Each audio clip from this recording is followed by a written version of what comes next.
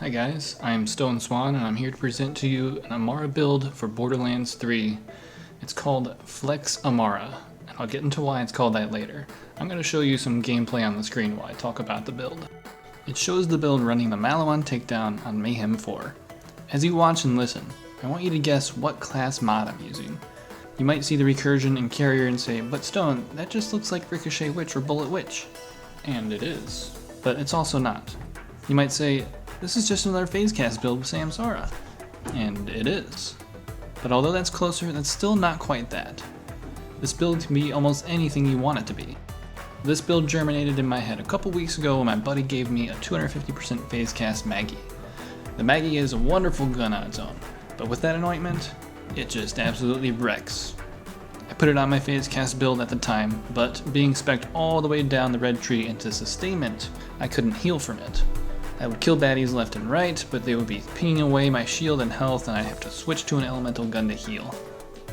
No fun. So what if I came up with an Amara build that could use any gun, elemental or not, but most importantly, the Maggie. This is that build. Not only do we not need elemental weapons, but we don't need god-rolled gear or hard to obtain items. It can use at least 5 different class mods in any relic. There's no level 1 items, no shooting yourself in the foot, no debuffing enemies, no respec glitches. We don't need to always have a damage over time affecting our character and have our crosshair be jittery, although you can still have that if you want. This build plays the way I like to play Borderlands. Fire it up, jump into any area, pick the guns I want to use from a wide variety, start shooting them, and watch the enemies go bye-bye. So here's the core tenets of the build. 1. We use guns with a 250% phase cast anointment. This makes poor guns worth trying, mediocre guns usable, and top tier guns ungodly. It allows you to use guns that are fun, but otherwise a little weak, and definitely not meta. I like using non-meta guns. I like picking up random purples and trying them out. With this anointment, that random gun just might find a place in your backpack. 2. We need Samsara for our healing.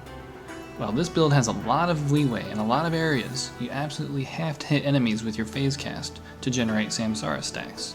If you land your phase casts, you can have a pea shooter and dance around the fight for a long time. If you don't land your shots, you'll have to run away for a sec. But this build does help you out by giving you as many phase casts as possible, which leads me to the third tenet of this build. 3. Cooldown. Increased action skill cooldown rate is what makes this build work. Our 250% phase cast anointment lasts for 12 seconds after using our action skill. Other important skills in Amara's skill trees generally last for 8 to 12 seconds, but the default cooldown of phase cast is 28 seconds. How do we bridge that gap? Stay tuned. Let's take a look at the skill trees. For the blue tree, we max out fast hands because reload speed is super great. Faster reloads equals more DPS. To get further down the tree, we put 1 point in do harm and 1 in violent tapestry. That means we get a stack of rush either for giving an enemy an elemental status effect or for killing an enemy. Do harm will also increase the effectiveness of soul sap if you choose to use it. Then we put 2 points into alacrity. Again, reload speed is good. Transcend gets maxed out for that amazing critical hit damage. You can get 2 stacks of Transcend if you phase cast again before it wears off, giving you plus 54% critical hit damage for a short time. And a short time is all the Maggie needs. This is a powerful skill, especially for bossing. You'll be able to phase cast twice in a row and then just lay into their crit spot. We put 5 points into Restless for that sweet, sweet cooldown. Remember, increased action skill cooldown is one of the core tenets of this build. We grab Ascendant for its buffs to Soul Sap and Stillness of Mind. Which of those 2 augments you choose to use is up to you. Soul Sap will give you little healing particles that refill your health. I personally prefer Stillness of Mind for briefly locking up hard-hitting enemies, giving you a breather, and it gives you a chance to finally land some crits on those enemies that are always moving. I'm looking at you, Maliwan dogs. So annoying. Lastly, it gives you an easy visual cue for how many enemies you hit with phase cast, and therefore how many stacks of Samsara you got, which I find a lot easier than trying to spot Samsara somewhere below my XP bar. Yes, I know Stillness of Mind increases your action skill cooldown. Shh, don't tell that to Stone Swan. 3 points into From Rest for increased fire rate. The more bullets or rockets or frisbees that we can dish out within 12 seconds, the better. 3 points into Laid Bare so that when you finally get that damn Malawan dog in that phase bubble from Stillness of Mind, they're really gonna pay. Wrath is a great skill that we're gonna max out. Free damage all the time, and even more damage after using your action skill, which we're doing all the time. And now, the all-important capstone, Avatar. This allows us to use our action skill twice per cooldown. I love this skill. In the green tree, we put 5 points into Root to Rise for greater max health. All of our healing is percentage based, so our health bar fills up at the same rate whether we have 10 health or 10,000 health. Having a higher max health makes every percent that heals that much greater. We put 3 points into Personal Space because it's basically free damage, and works from farther away than you probably think. We put 4 points into Clarity for backup healing. It's like having a single stack of Samsara all the time. It can be a lifesaver, not to mention its effect is doubled for 5 seconds every time we phase cast. We max out Samsara, of course. It provides some very strong healing, especially if you get all 5 stacks. The more enemies you hit with phase cast, the more you heal. The better off you'll be, the brighter your future, the greater your financial wealth. Oh, sorry, maybe not all that. Helping Hands gets maxed out to make the most of our increased max health and percentage-based healing. 3 points into Mindfulness for movement speed. If you're getting overwhelmed, this will allow you to run outside the fight, phase cast back in for stacks of Samsara, and rejoin. For our last point in the green tree, we grab Guardian Angel. It's tough to go down with this build if you keep moving and you hit your phase casts, but Guardian Angel is necessary because if you do go down, you might have a hard time getting back up. You can't phase cast and fight for your life, so there's a good chance you don't have your 250% anointment and a bunch of other skills that give you extra damage. We have one last skill point. Where does it go? Here. 1 point to Infusion. Oh my god, an Amara build without Anima and Tempest? Yup. Because, bro, I want to use the Maggie, and I'm not about to waste 10 skill points. But no, really, not much in the red tree helps us if we're using non-elemental weapons, which we very well could be doing. Who knows what neat weapons you'll find him try. However, Infusion gets 1 skill point to create another set of projectiles for guns that spawn multiple projectiles, like the King's Call, the projectile recursion, the wagon wheel, the carrier, etc, etc. How does that work? Well, that would probably require a separate video. I recommend checking out Moxsy's Builds Ricochet Witch or Bullet Witch YouTube videos, where he explains the mechanics. But you probably know how it works anyway. You're so smart. So, do you have a guess for what class mod I was using during the gameplay at the beginning? It was the Dragon. You might have noticed from the Remnant orbs floating around, even though we don't spec into Remnant. Yes, the Dragon, one of the worst class mods in the game. But it accompanied me through a 15-minute Mayhem 4 takedown run. I mean, it's got extra cooldown.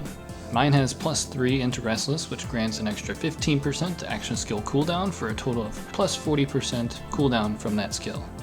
Now, some people have the wrong idea about how increased action skill cooldown works. If our base cooldown for phase cast is 28 seconds, an increased cooldown rate of 50% does not make our cooldown 14 seconds. It makes our cooldown 18.67 seconds. Huh? Well, the 50% means an increase in cooldown rate, not a reduction in cooldown time. Think of cooldown rate as someone running from point A to point B. Point A being us phase casting, and point B being a phase cast is cooled down and is available again. The running man runs at his default speed such that it takes him 28 seconds to get from point A to point B. If we increase his speed by 100%, he's running twice as fast and could go twice as far in 28 seconds, or, for our purposes, get to point B in half the time. If we increase his speed by 200%, he's running 3 times as fast and gets to point B in a third of the time. No matter how fast we increase his speed, he will never be able to make it from point A to point B in 0 time. There's always a rate of travel, a time interval between A and B. This is cooldown rate. Plus 100% action skill cooldown rate halves the cooldown time. Plus 200% cooldown takes off 2/3 of the time, and so on. Remember how our plus 250% phase cast anointment only lasts for 12 seconds? Well, how much do we need to increase our cooldown rate to get a 12-second cooldown and have phase cast back again? The answer is plus 133%. Let's round that up to 135%. That's quite a lot. We've only got 25% from Restless. 40% with my Dragon class mod?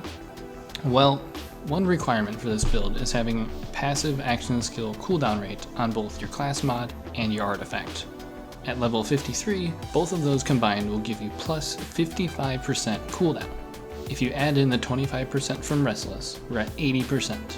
80% will give our phase cast a cooldown of 15.5 seconds, 3.5 seconds short of 12.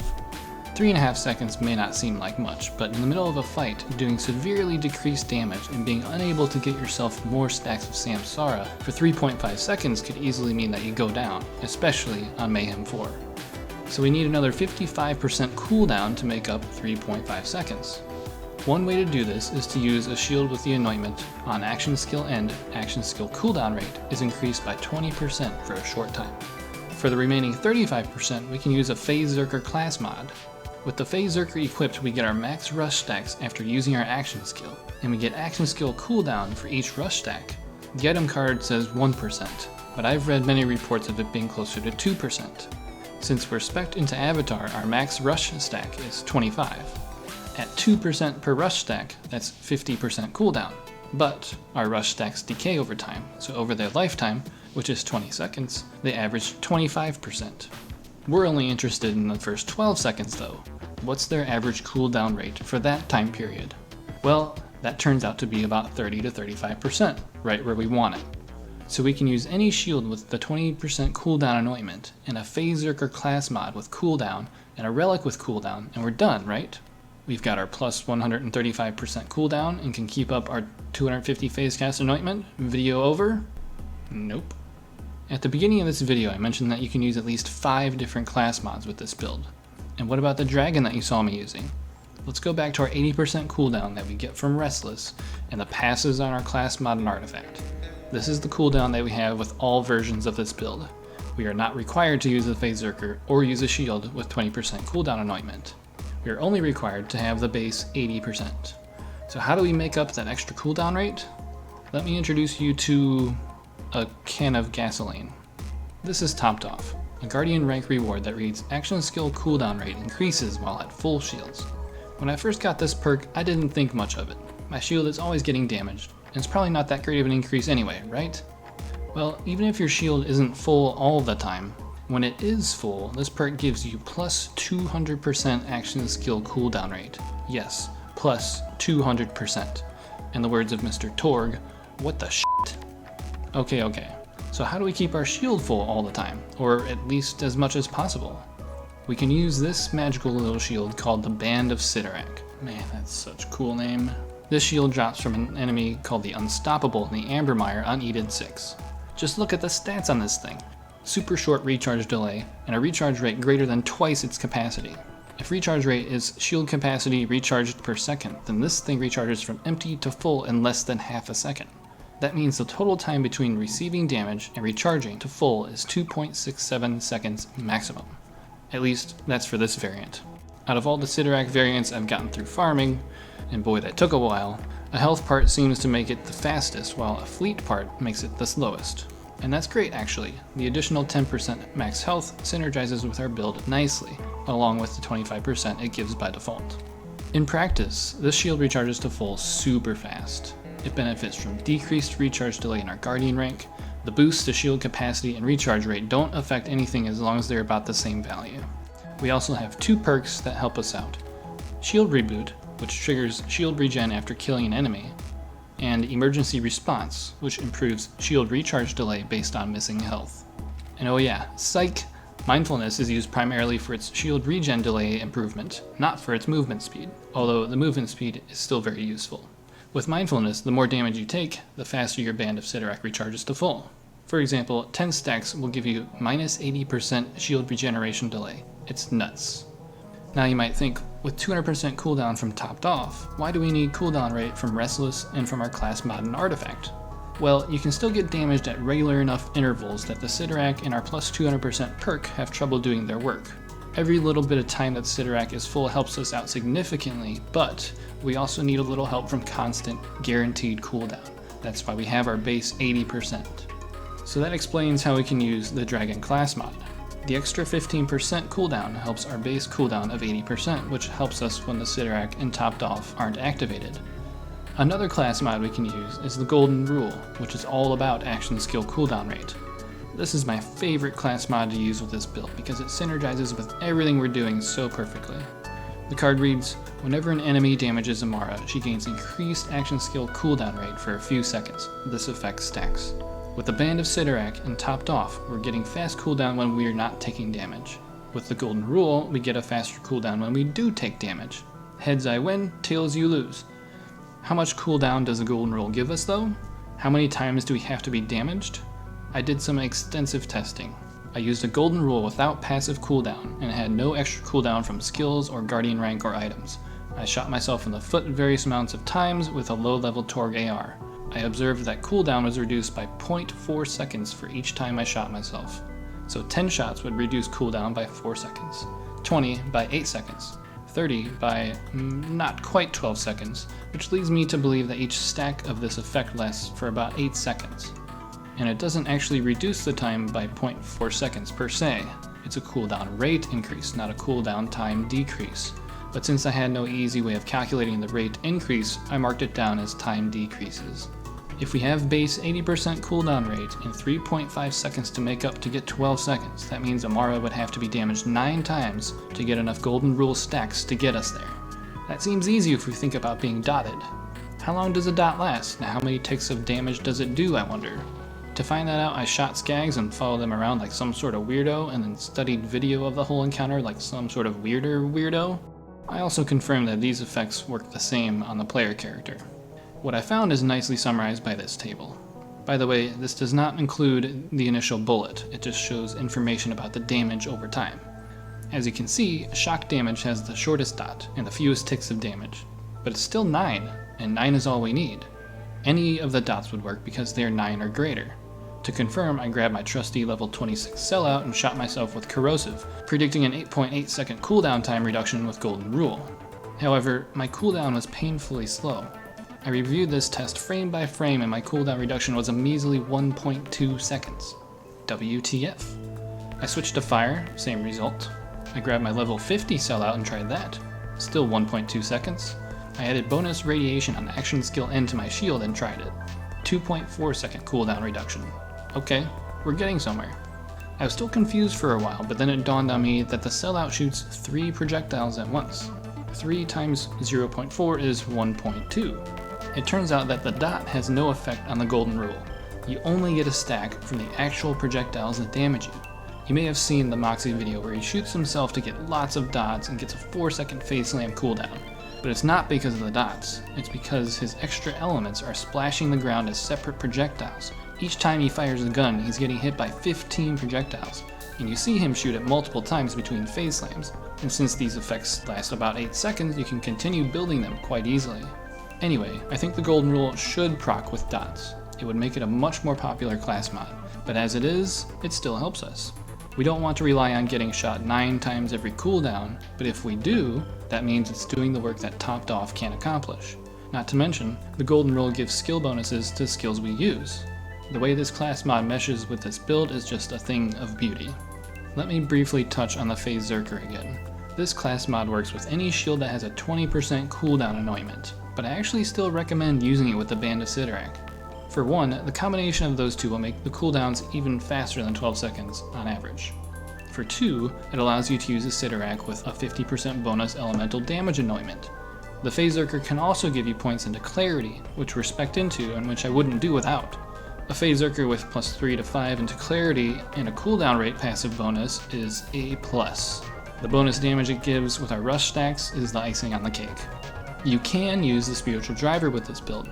Yes, I know the whole point is to have a full shield, and self-dotting with a driver seems to defeat that. However, if you use Shock as your action skill element, your self-dot will only last 3 seconds.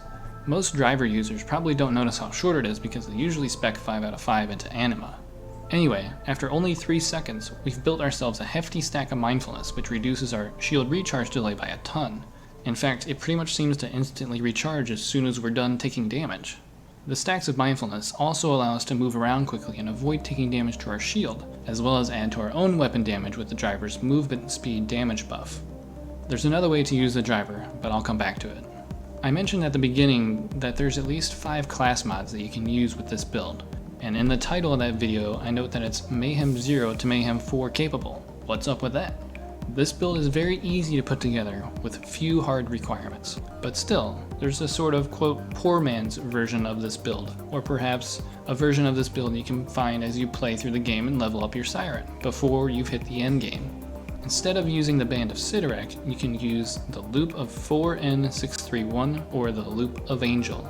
This shield is a quest reward for doing the side mission Childhood's End in Conrad's Hold, given to us by Tannis. The shield says, reduces cooldown of action skill when shield is depleted. Okay, that interests me. How much benefit are we talking about here? For my testing, it is plus 100% cooldown. If we supplement that with cooldown on our class mod and artifact and spec into Restless like we do, we're golden. But, of course, wanting a depleted shield instead of a full one shifts our playstyle, or you could say it phase shifts it. Since we want to be regularly taking damage with the shield, we also want some extra healing, and that's where the 5th class mod comes in, the Brawler. Brawler class mods can give bonuses to Samsara, Personal Space, and Arms Deal. All 3 are helpful to us, but we're especially interested in the bonuses to Samsara.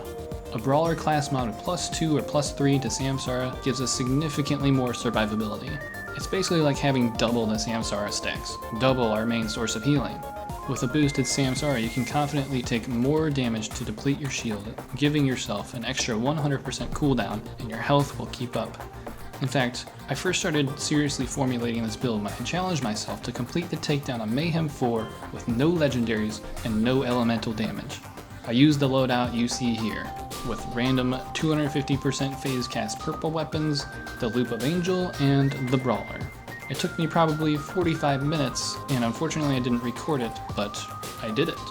It's a solid confirmation that the Brawler class mod is very strong. With this version of the build, it's still recommended to have passive cooldown bonuses on the Brawler and on your artifact. Your shield won't be depleted all of the time, after all. Note that if you're using the Loop of Angel, you want to disable your 2 Guardian perks, Shield Reboot and Emergency Response, because we don't want our shield recharging any faster. This is also why this version of the build works for someone who hasn't reached the end game yet. They won't have to worry about disabling these perks, and they won't be able to benefit from topped off. Additionally, we want to spec out of Mindfulness and put those points into One with Nature. This will prevent our shield from recharging too soon and give us even more max health, plus some elemental damage resist. The Loop of Angel can also be used with the Phase Zerker that gives us at least +3 or 4 into Clarity for that extra healing.